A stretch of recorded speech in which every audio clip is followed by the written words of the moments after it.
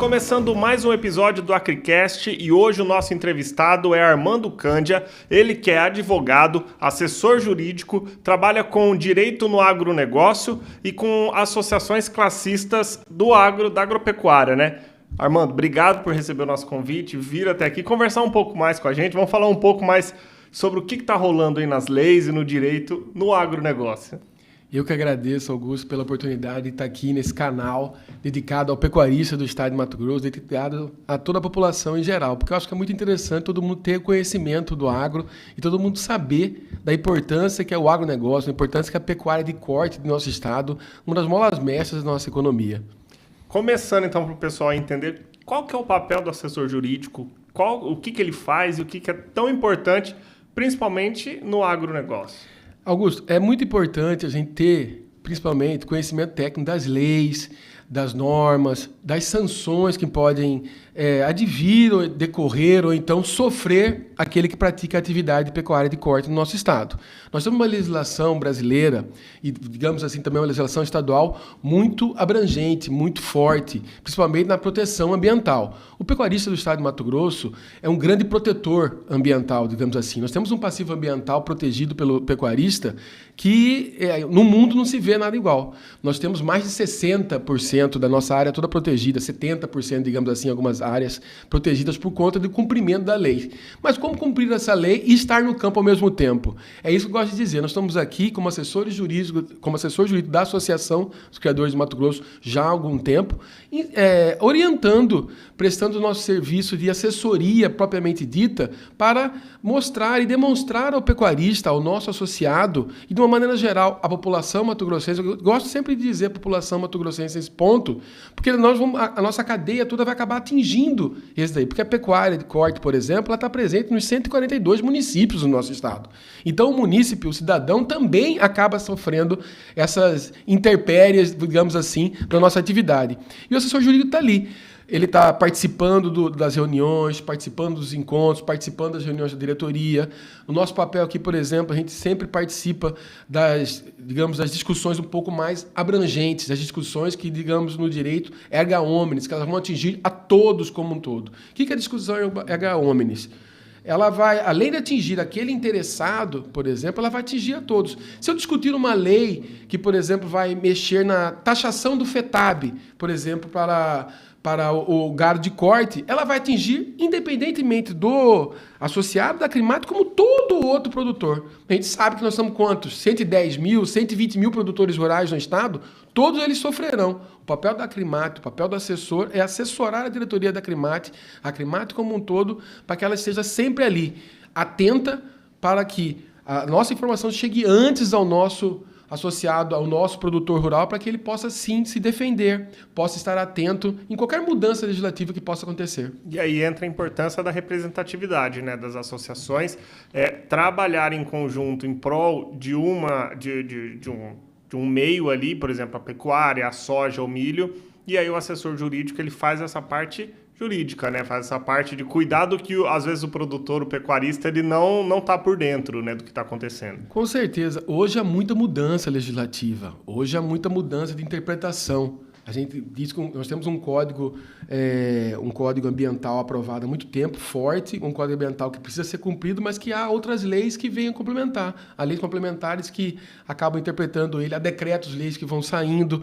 Isso aí, hoje no mundo, a gente diz assim, no mundo, vamos chamar para o mundo atual, ele é muito rápido, é muito extenso. Nós temos uma Assembleia que é muito atuante, uma Assembleia com muitos deputados também que atuam no agro, e muito atuantes, que são legislações que acabam saindo assim no final do ano, umas legislações que às vezes vêm com uma roupagem, por exemplo, de melhorar a interpretação de um artigo, melhorar a interpretação de uma legislação, melhorar a interpretação de uma outra norma que tem dentro do Estado, e isso precisa ser negócio. Como é que o produtor que está ali no campo, está precisando trabalhar, ele consegue se adequar? Nós não podemos deixar que ele se adeque somente quando ele seja multado ou receba uma sanção ou coisa nesse sentido. Então, nós estamos ali para assessorar. E isso é o papel do assessor técnico, quero dizer assim, assessor técnico de leis, assessor técnico de jurisprudências, de decisões, que está ali para poder moldar, para poder, vamos dizer, auxiliar a diretoria para que ela possa muito bem representar. E o papel da associação é esse, representar o seu associado e toda aquela coletividade. Hoje a Acrimat tem um papel, desses mais de 50 anos, de representar, sim, a bovinocultura de corte do nosso estado, quiçá do Brasil. A importância da Acrimat é para ela sempre estar nos palcos das discussões.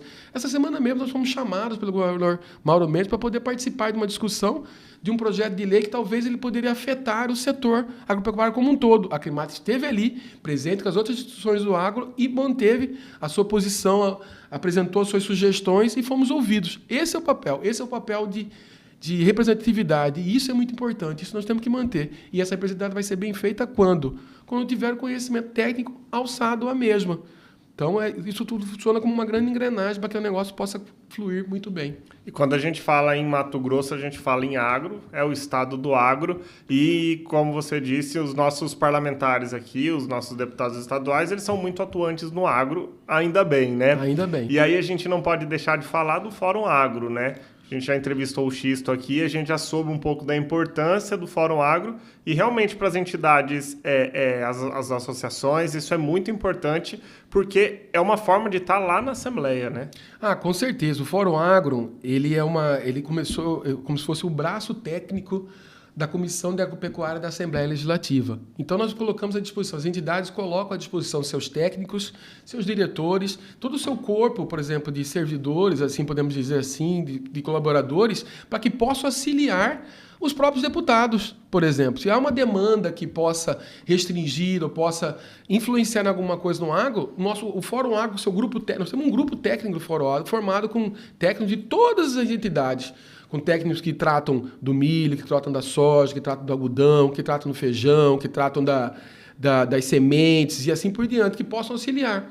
E ali todo esse corpo técnico é interessante, que a gente discute muito, porque eu não posso só me restringir, por exemplo, Augusto, somente à carne, propriamente dito. Eu tenho que também me preocupar com as outras commodities, porque isso vai influenciar também na situação econômica do Estado como um todo. Então, nós estamos ali unidos dentro do Fórum Agro, sempre participando, lógico, as reuniões dos diretores, dos presidentes, que são tomadas um pouco, as decisões um pouco mais, digamos assim, de impacto maior, decisões políticas, mas sempre também calcadas e balizadas pelo corpo técnico, que auxilia. E isso é muito importante, principalmente para a Frente Parlamentar da Agropecuária, da Agricultura da Assembleia Legislativa, que é uma parceira. Eu acho que hoje é até difícil a gente dividir o Fórum Agro e a Frente Parlamentar, porque elas sempre estão em sintonia. E isso é muito importante, isso é muito bom, como você foi muito feliz, para o nosso Estado, que é eminentemente um Estado agro. Precisa dessa qualidade, né, exatamente, dos trabalhos. E tem também a questão do pensar agro, né?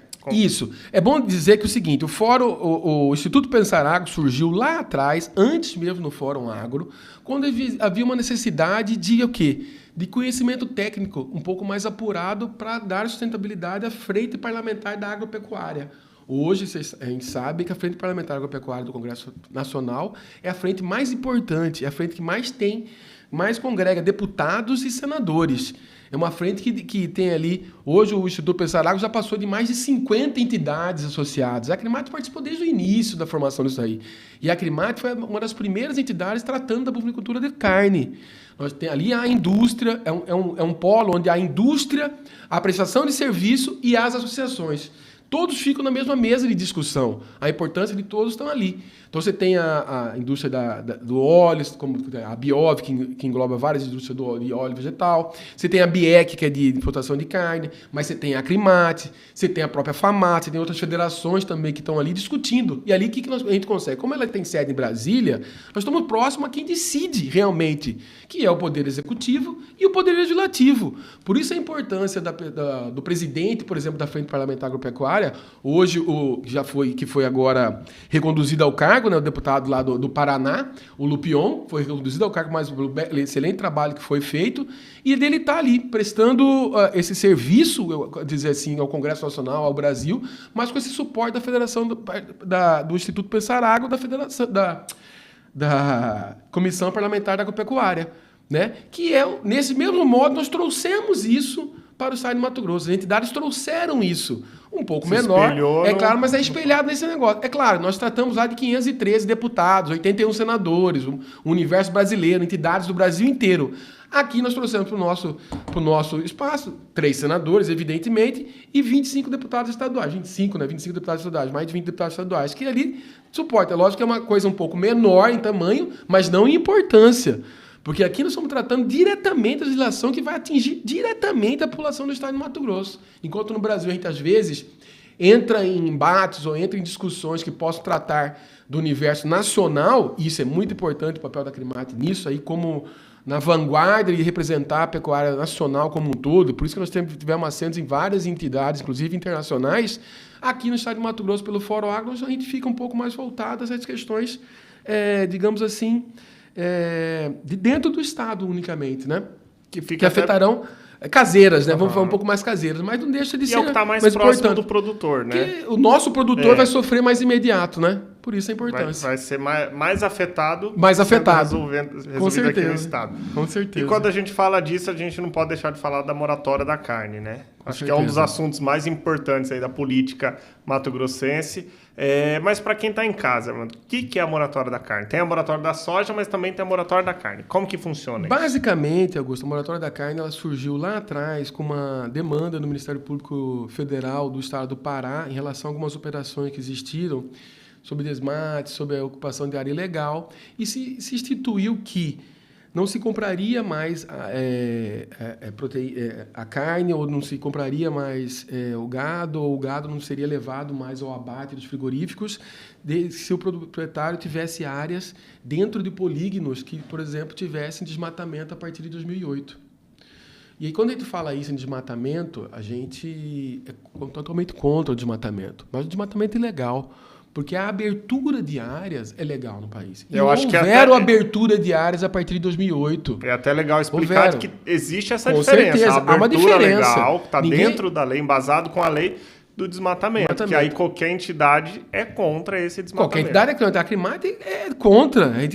A gente é completamente contra. Não tem como. Como o Fórum Agro é contra, como o Instituto Pessoal Agro é contra. O que a gente não pode admitir é o seguinte, que acordos comerciais que derivam de entidades, por exemplo, às vezes de uma pressão internacional em cima da nossa produção, de acordos internacionais com grandes lojas de varejo ou de supermercados, possam interferir. E aí uma norma comercial seja mais restritiva que uma norma legal. Porque se o Código Florestal permite, se o Código Ambiental permite, por que uma norma comercial vai ser mais restritiva? E é isso que nós não podemos concordar. É isso que o produtor não concorda. E é isso que motivou todas essas discussões nos últimos anos sobre moratória da carne, sobre moratória da soja, e que bravamente o governo do estado encampando essa ideia de tomar uma legislação no final do ano passado, que a partir de 1º de janeiro deste ano, empresas que, por exemplo, assinassem esses acordos, ou concordassem com esse acordo, ou deixassem de adquirir produtos de cidadãos que realmente estão dentro da lei, mas que por questões comerciais não estariam, sofreriam sanções sim do Estado. A pessoa fala, mas você vai penalizar essas empresas? Não, a empresa tem direito de fazer qualquer coisa, só que ela também não pode vir aqui no Estado querer incentivo fiscal, ela não pode vir aqui querer incentivo fiscal de um município em detrimento à economia daquele município. Por exemplo, ela está lá, ela quer ser incentivada a instalar uma planta lá, mas ela fala, daqui eu não vou comprar de ninguém porque todo mundo desmatou a partir de 2008. Peraí, mas desmatou como? Desmatou não. Áreas foram abertas, áreas foram implementadas, havia autorização para se fazer isso daí. Nós temos, a gente sabe muito bem qual é a porcentagem de utilização das áreas do cerrado, nas áreas da floresta, a gente sabe, a gente tem direito, o produtor tem direito de utilizar do seu bem, para quê? Para produzir alimento. Que inclusive a gente sempre fala aqui, inclusive quando entrevistamos o Francisco Manzi aqui, que explicou um pouco mais sobre essa questão da porcentagem que o produtor pode em determinados ambientes. E o pecuarista, o produtor, é o único que, por exemplo, numa área de Amazônia, ele acaba produzindo... Ele tem que produzir só em 20% só em 20%. Da sua propriedade, né? Se o cara tem um hotel com 10 quartos, ele só Ele pode usar dois, mas ele tem que manter os outros manter os outros limpos, intactos e organizados. Se não é multado, e se não é depois multado, não pode usar aqueles dois ali. Senão ele pode ter um risco de perder os dois. Então eu acho muito legal, a gente frisa muito isso em relação aos cuidados que o produtor tem em relação ao meio ambiente com as leis que regem isso, né? Desmatamento é totalmente contra, abertura de terra legal, dentro é legal. A gente fala desmatamento, eu acho que não existe desmatamento legal e desmatamento ilegal. A pessoa gosta de usar essa palavra. Desmatamento é uma coisa, desmatou. O nome já é pesado, desmatou.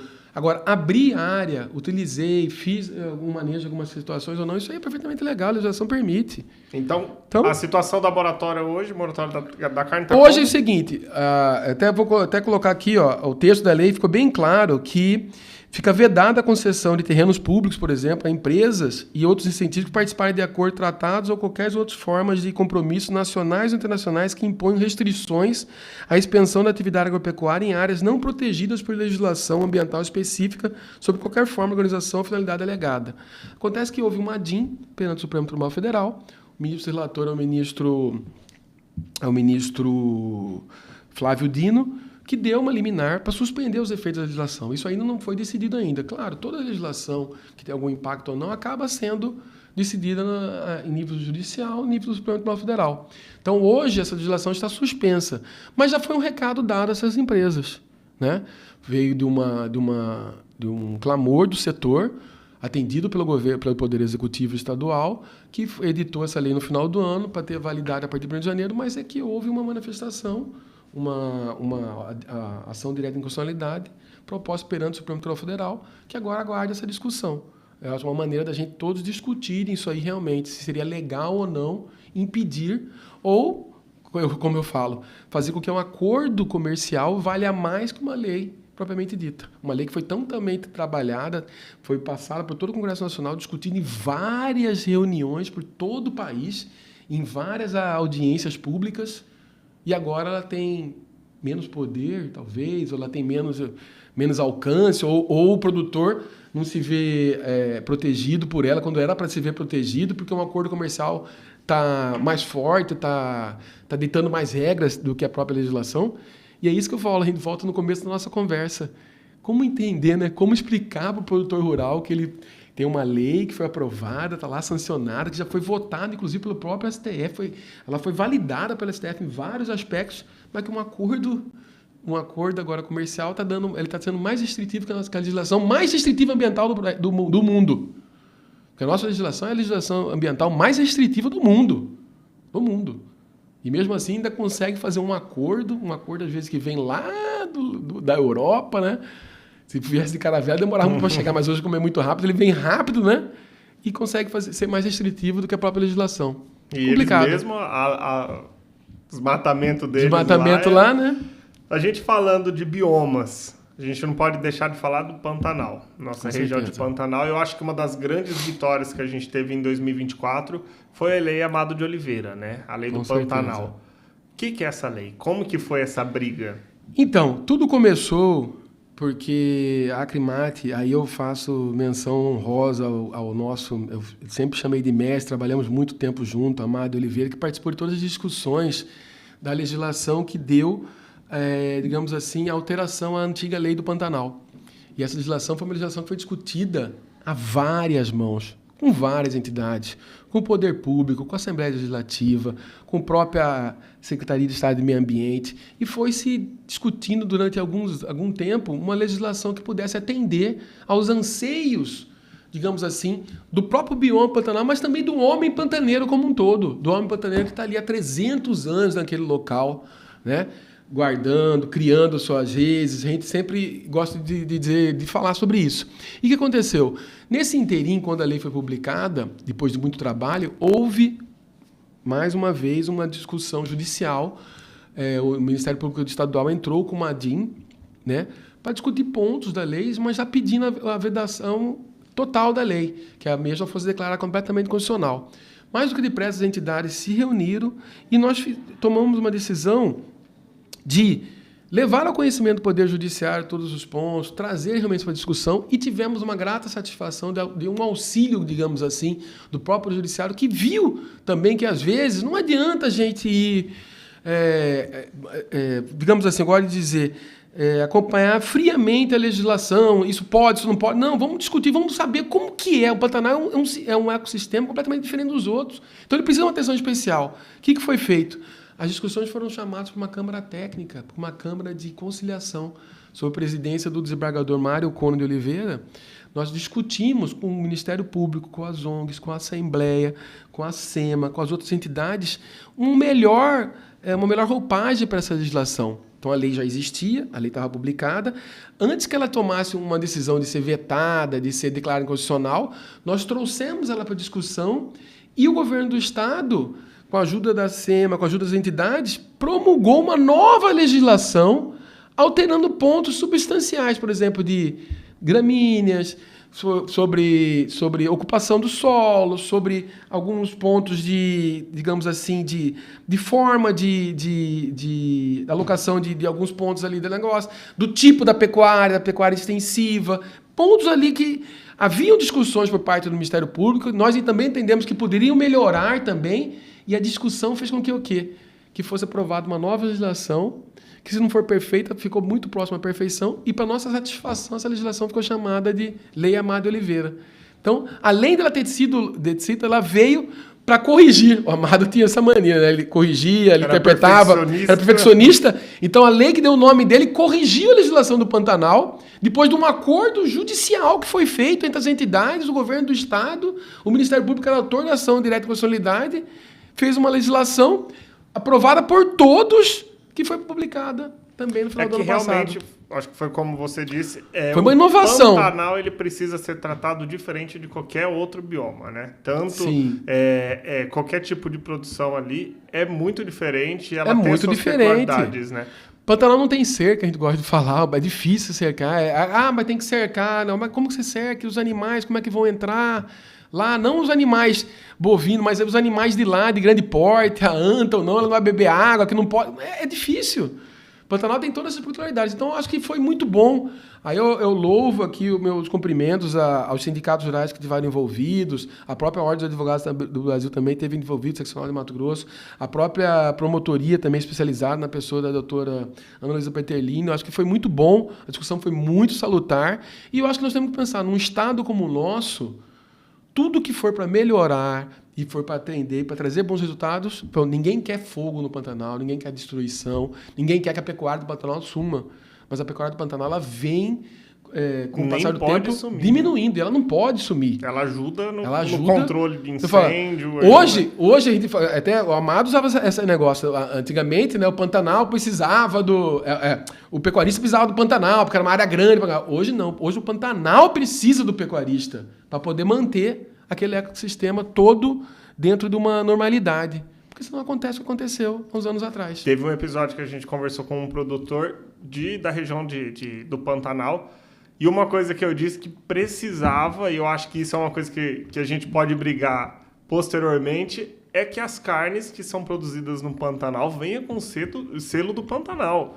Tanto o Mato Grossense quanto o Sul Mato Grossense. A gente tem que dar esse valor ao Pantanal, que é uma área de grande importância para a região do Cerrado, região do Mato Grosso e região do Sul Mato Grossense. Fora a importância histórica do Pantanal, a importância que o Pantanal tem em relação ao turismo, por exemplo, e isso tudo depende. Depende sim do pecuarista. O pecuarista foi o grande defensor do Pantanal nesses últimos 300 anos. Sem o pecuarista dentro do Pantanal, eu acho que o Pantanal não existiria. Então isso é fato, isso tem que ser levado em consideração. Essa semana a gente também teve uma mudança de lei, uma alteração, que é a Lei 8 de 2025, né, do deputado estadual Nininho. Sim, sim. O que foi essa Não, lei? houve uma proclamação de uma lei, né? Era uma lei, a alteração ali complementar que também tratava de áreas consolidadas, tratava também de algumas gramíneas, e houve uma discussão. Isso foi muito interessante, que assim que houve a proclamação da lei, o governo do estado chamou todas as entidades, todos foram para a mesa de debate. Mais uma vez, a CREMAT esteve presente, as entidades estiveram presentes, nós estivemos presentes dentro da Casa Civil do Governo do Estado e foi-se discutido e foi-se levado em consideração que, naquele momento, a gente precisava discutir um pouco mais essa legislação. A gente cumprimenta muito o deputado Nininho pela sua atuação, porque a intenção realmente era muito salutar da legislação. Até ela atendia um ponto muito interessante sobre áreas consolidadas, que a Acrimate foi defensora que aquele ponto podia ser mantido, mas ela trazia alguns dados em relação ao IBGE, ao PRODAN, mudando um pouco, como digamos assim, a intenção era realmente dar um caráter mais técnico na avaliação de alguns pontos para concessão de novas áreas para poder fazer supressão de gramíneas, essas relações assim. Então, o que aconteceu? Fomos para a discussão e entendemos que, neste momento, a gente teria que suspender a lei. Foi criado um grupo de trabalho que vai trabalhar em 60 dias com uma nova forma. Isso vai ser levado em consideração. Vamos chamar o Ministério Público, chamar as entidades, chamar a SEMA, para discutir uma nova forma que possa atender a todos e que não haja nenhuma discussão. Porque a gente está cansado de ter uma programação, a gente, às vezes, promulga uma lei, luta pela lei, as partes técnicas vai lá, estuda, vamos mudar a legislação, a lei vem para auxiliar. E, às vezes, é levar a discussão. Como acabou de ser essa questão que eu falei sobre a lei em relação à moratória da carta. Está tendo uma DIN no Supremo Tribunal Federal.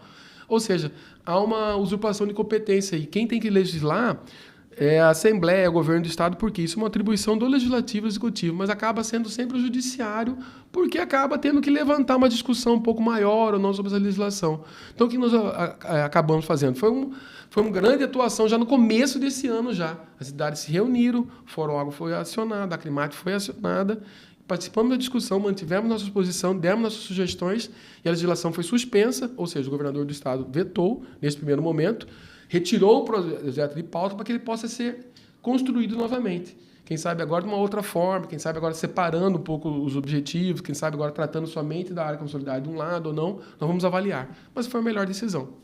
A gente falou no começo um pouco sobre Brasília, né? Eu queria saber, começando 2025, o que a gente tem em Brasília, quais são os trabalhos que estão acontecendo lá, tem as comissões, né? Com certeza. E quais são os trabalhos aí para 2025, vindo de lá, né? Vindo do federal para cá, quais são as mudanças e o que a gente está buscando lá em Brasília? Nós vamos agora no dia 30, dia 29 e dia 30, começam as oficinas do Instituto Pesar Agro. Nós temos oficina de Direito da Propriedade, oficina de Direito Tributário, oficina de Bioenergia, vai ter oficina também de Direito Trabalhista, então nós vamos participar para poder saber os primeiros pontos de discussões que estão ali. Nós vamos passar, a gente acredita, Augusto, que o que vai se pautar, principalmente esse ano legislativo, é essa questão econômica, né? Em que pese que a gente entende e está achando de dentro do nosso meio que possa ter uma melhora na arroba, essas questões assim mais, mas a gente vai ter que sempre ficar atento a um novo governo, né? Principalmente nos Estados Unidos, que a gente sabe que pauta um pouco a economia mundial.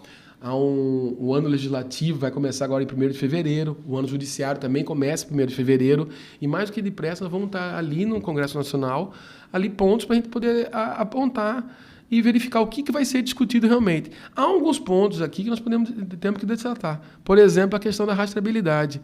Isso aí vem se discutindo, vem se arrastando, mas nós vamos ter que voltar a enfrentar essa questão, né? De como que vai ser feita essa rastreabilidade. O governo criou grupos de trabalho para discutir isso em 8 anos, já se passaram 2 anos. É preciso saber como que vai ser, porque a gente não quer que o produtor seja afetado. É necessário a rastreabilidade? Eu não vou entrar em discussão nesse ponto agora, porque eu acho que tem gente mais competente para falar sobre rastreabilidade ou não. O Chico, por exemplo, é uma autoridade nesse assunto.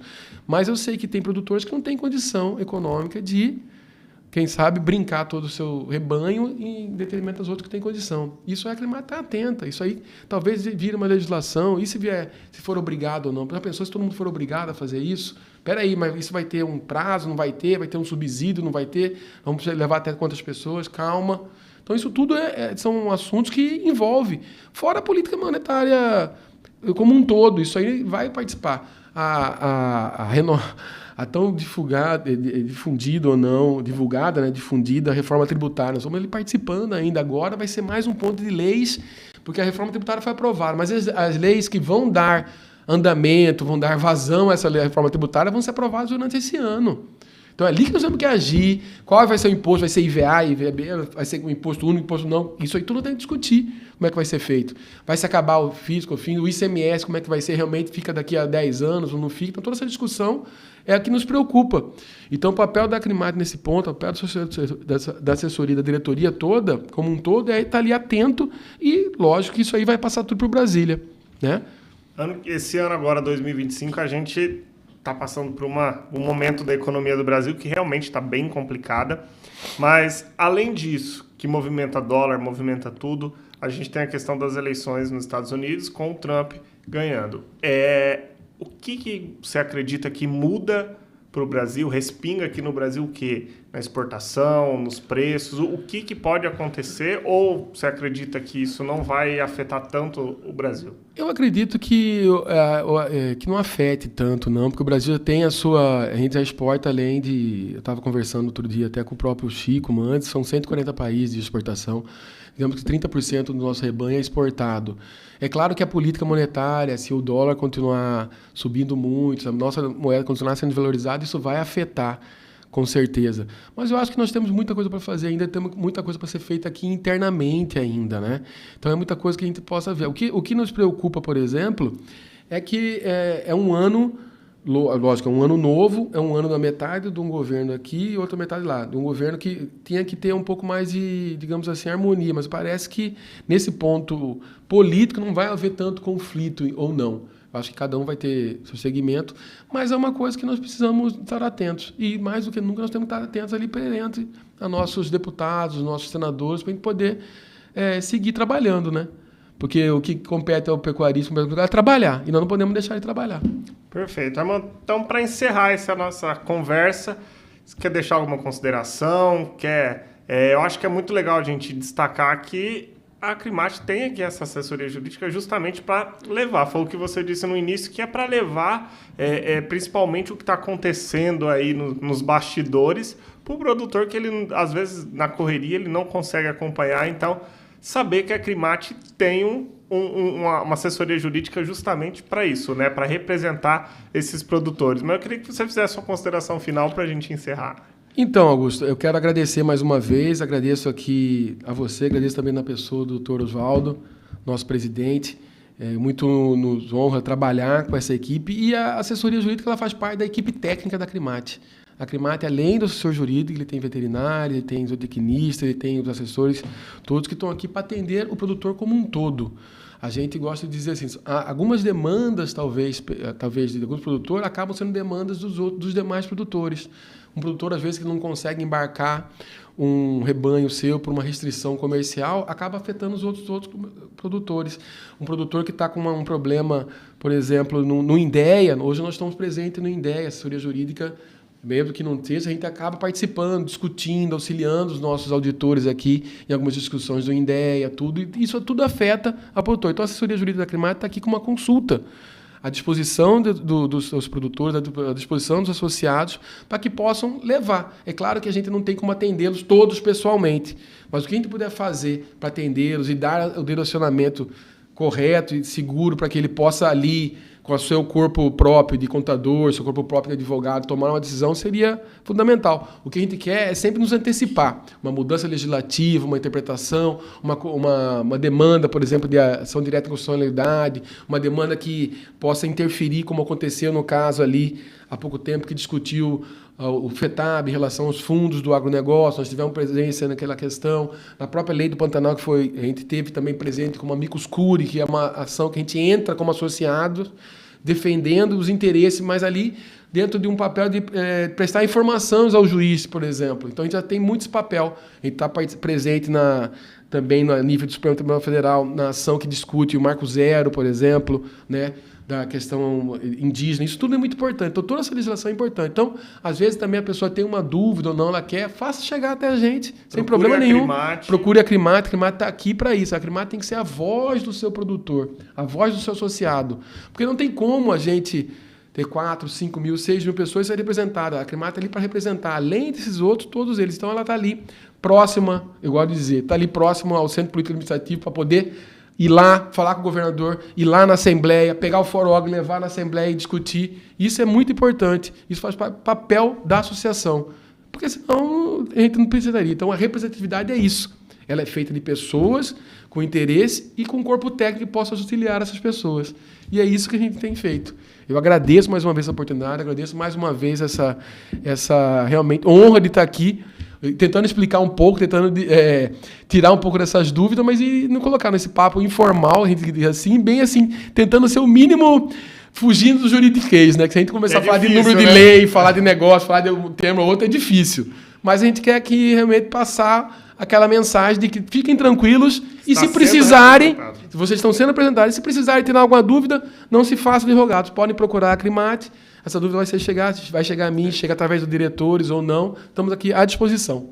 Muito bem. É advogado, é médico veterinário, a gente tem uma equipe para poder atender todo mundo. Para atender todos os pecuaristas. A gente gosta de dizer pequena, mas ela é competente, pode ter certeza. Nós estamos ali na frente e com as informações boas e precisas antes de todo mundo. É isso aí, Armando. Obrigado.